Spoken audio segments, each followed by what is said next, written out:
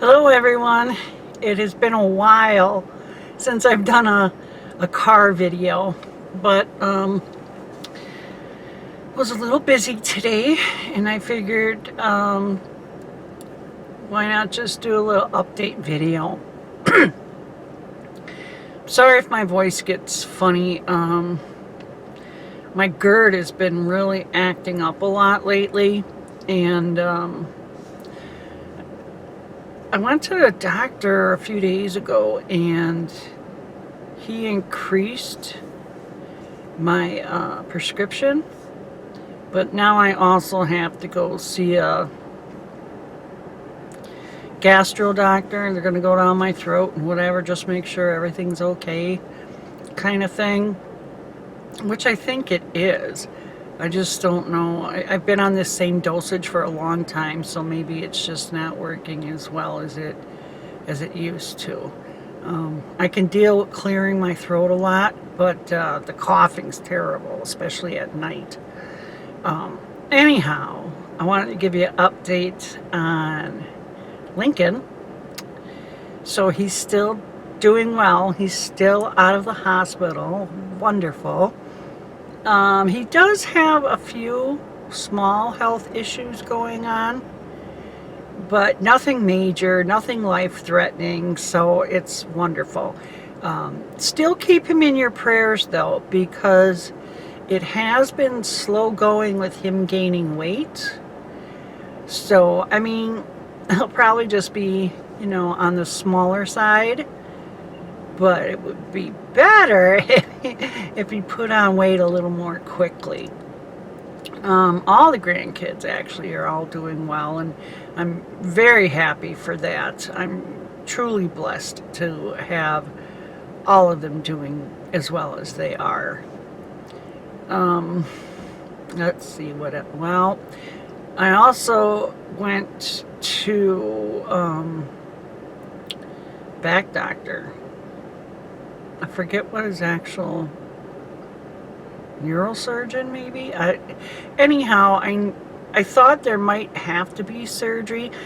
They did X-rays and MRI, and then this dreadful nerve test, and I thought I might end up needing surgery, but I didn't really look into it that much.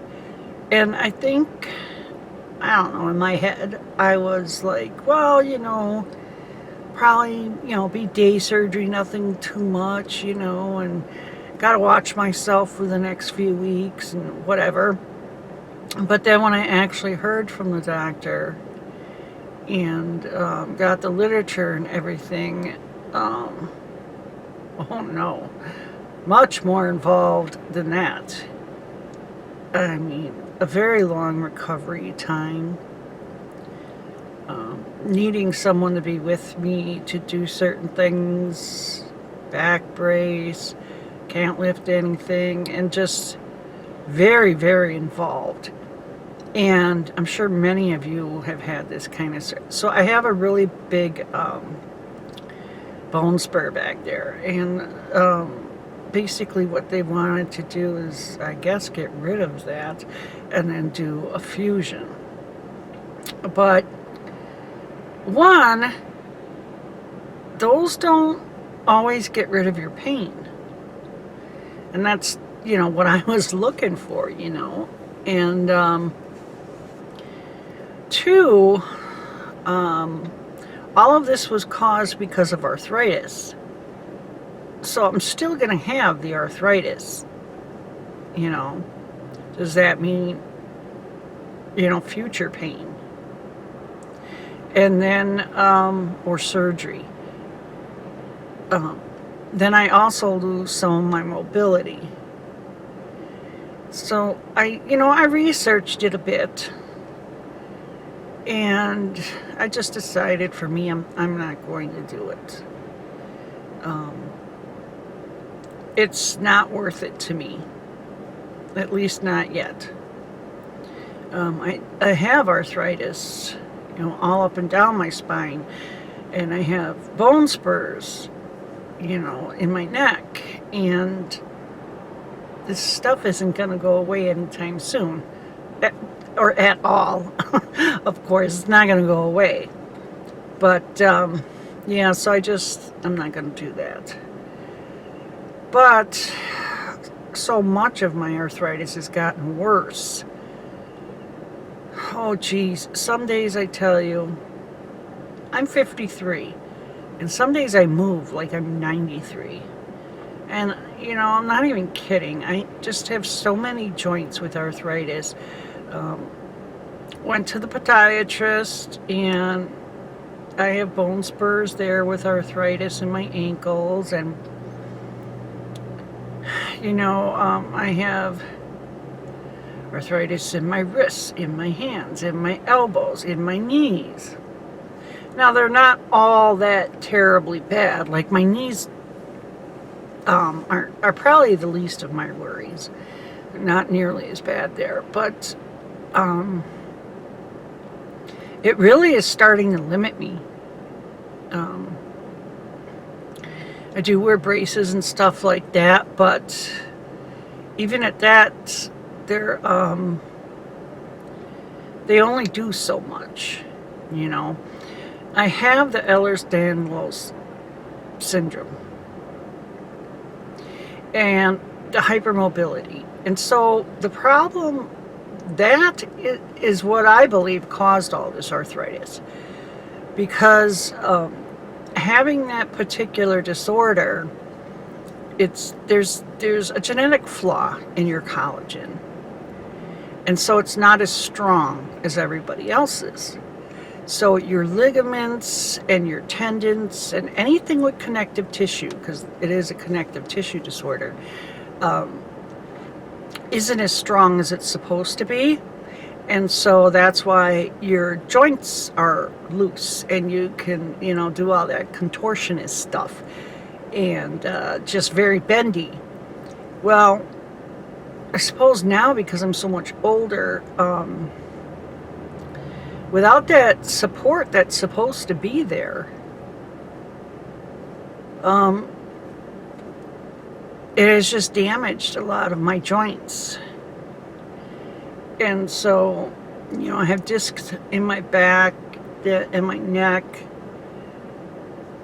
that have lost height and have dried out, and just so many of my joints are basically rubbing against each other. And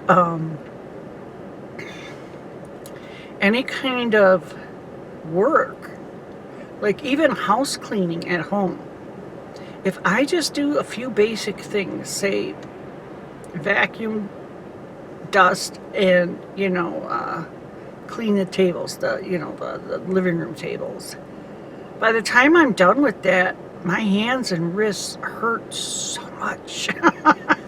It's unbelievable. And I'm not on any kind of pain medication. They did try giving me a couple of them for my back, but they didn't really work.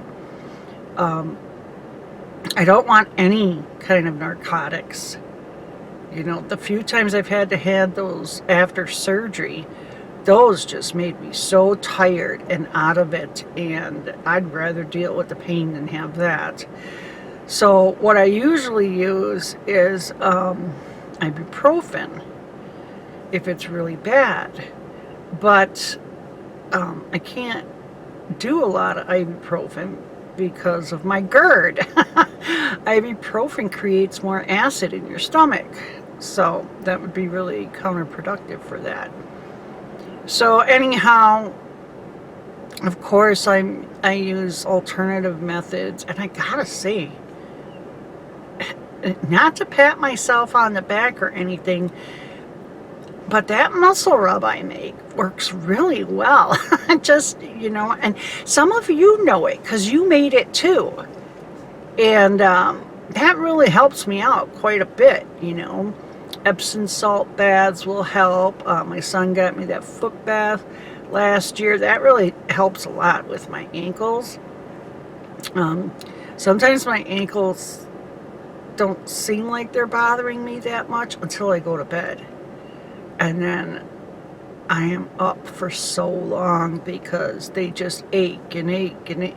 It's just, anyhow, My point is that I don't think I'm going back to work. I haven't worked until, I haven't worked since October. And at that time, I had decided that once I found out what was, wrong with my back and what I was going to do with it, then I could probably go back to work after that. But I don't see it. The jobs that I'm qualified for, I can't do. I have limits with how long I can stand and how long I can sit and how much I can walk. And the more I use my joints,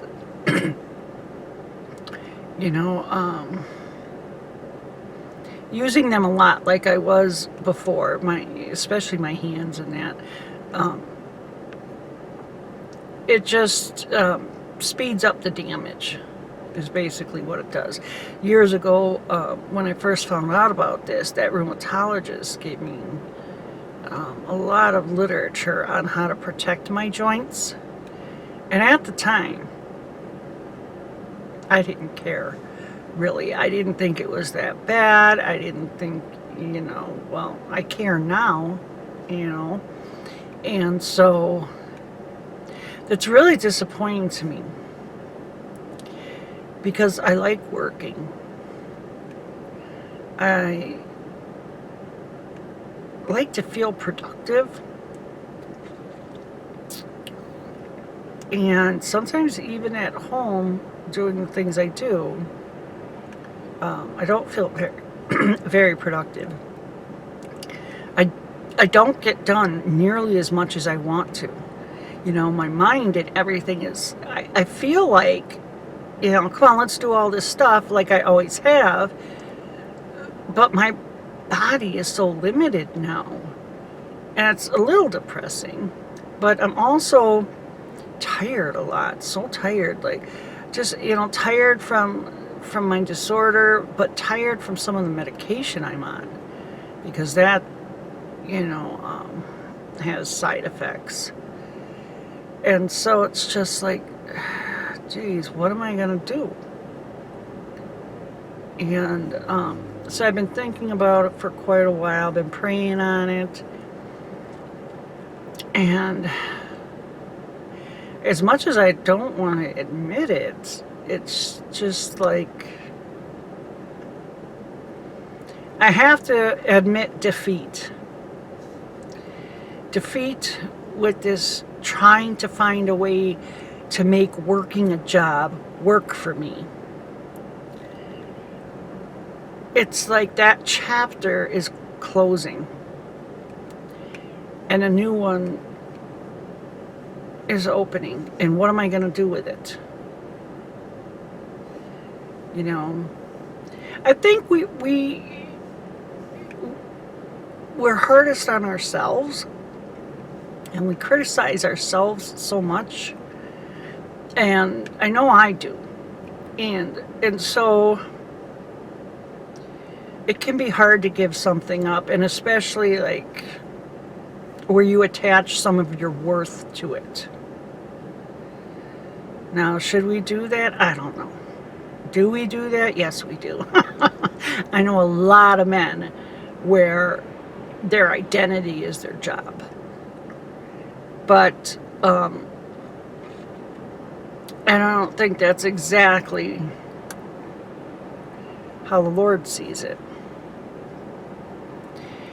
And so sometimes you got to look at yourself, your situation, your issues from a third party vantage point.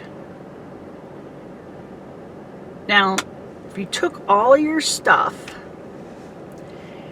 and made like it was what was happening to your friend or your sister or your mother or just someone you care about, what would you tell them? What would you say? Keep working even though it's going to hurt you? Or, yeah, you're right, you should quit because you really can't do anything anymore. Just sit home. I mean, what would you do? You wouldn't do that. You would be more positive. Well, you know, you can go home. You know, work isn't everything.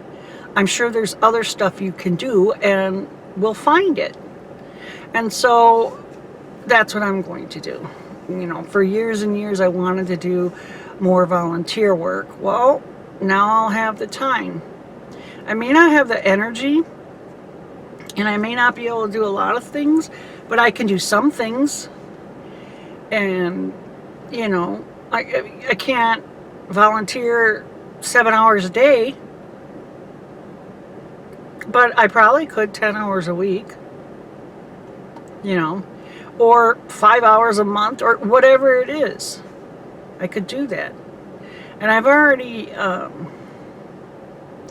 started, I don't know what you would call it, but I send out a lot of cards to people. I like to encourage people. And it started with people in my church, you know, those who couldn't be there because they're sick, or they have a bum knee, or they just had surgery, something along the lines of that. And Hobby Lobby, oh, that store is, oof, I don't know anybody who doesn't like Hobby Lobby. Anyhow, they have a really good section, a really good stationery section, and they have these little booklets that have like different prayers and scripture and stuff written on them. So sometimes I'll send a card to someone and take one of those pages, and they're for encouraging people, or, you know, helping them to have peace. You know, maybe someone's nervous because they do have upcoming surgery, or, you know, test results, something like that. And Hobby Lobby also has these really neat little cards. They're like the size of a deck of cards with really nice sayings and stuff on there. You could give those to people, put them in your pocket, you know, whatever. So I tend to like to do stuff like that. Most of my life I've liked to write. You know, I write essays and short stories and letters. I used to have a bunch of pen pals too. And I don't really feel called to do a lot of that anymore. But I don't mind writing a little note and checking in on people. And that too, you know, if possible, I could check in on people and, you know, to make sure they're not lonely. You know, let them know somebody cares. So many of our elderly end up, especially during the winter, end up being stuck at home. And they don't have a lot of people they can talk to. So anyhow, that's where I'm going right now.